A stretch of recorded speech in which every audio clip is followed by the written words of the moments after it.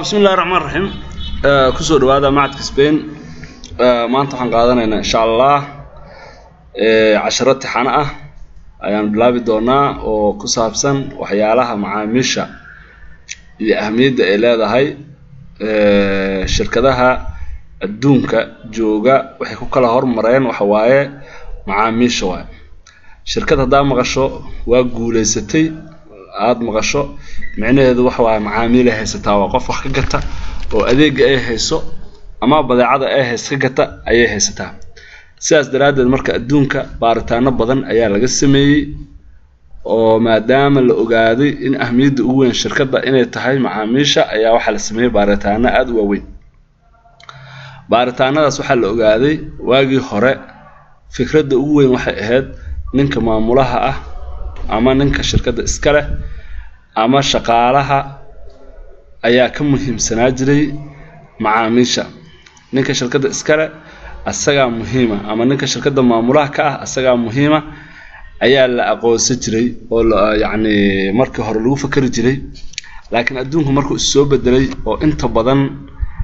adduunku oo isla arkay in dhowr badeeco oo kala duwan oo isku nooca oo isku baahidii wada fulinaysa la helay tusaale ahaan shirkad baawur soo saarta ama shirkad isgaarsiineed ama shirkad badeeco kala ka shaqeysata waxa soo baxay 50 shirkadood meeshii markii hore hal shirkad ay ahaa jirtay marka baawur hadii shirkadan ay soo saarto tan ay soo saarto ahmiyada baawur laga leeyahay maxay tahay inaad meeshii aad rabtay aad ku gaarto adeegii aad rabtay iyo badeecadii aad rabtay oo ku qaado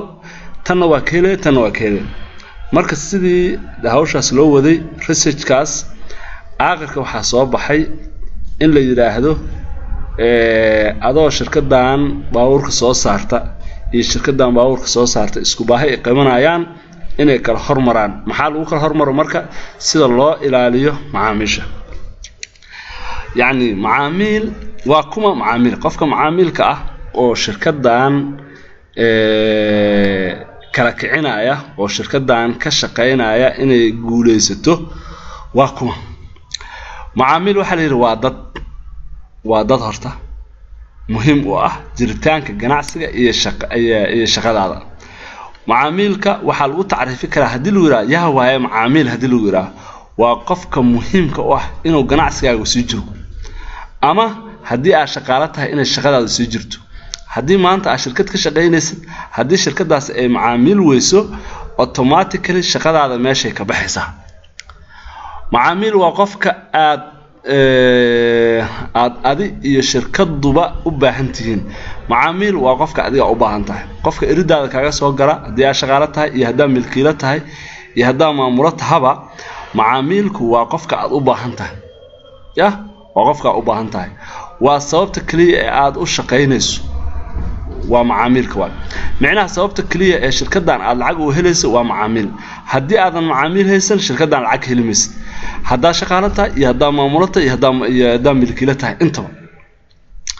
mararka qaar dad ayaa u maleeya in macaamiishu tahay shaqadooda dib ayna ku tahay oo qofa ku soo galay Facebook iska fiirsanaheed ama waa iska fadhi laheed ama waa iska nasalaheed qof macaamiil ah soo gal badana inaad tiraahdo laga yaabaa iyo qas inay ku qasayso macnaha inta badan waxa laga yaabaa macaamiishu inay cabtaan oo cabasho keenaan marka dadka qaar waxay isleeyihiin ninka qofkan shaqadaadu dib ku yahay taas ma ahan macnaheedu laakiin taas waa maangaabni iska badaaye waa dadka qasbay in aad shaqaale noqoto يعني هدي معناها عن معامل لهن شركة هذا أدونك هو وين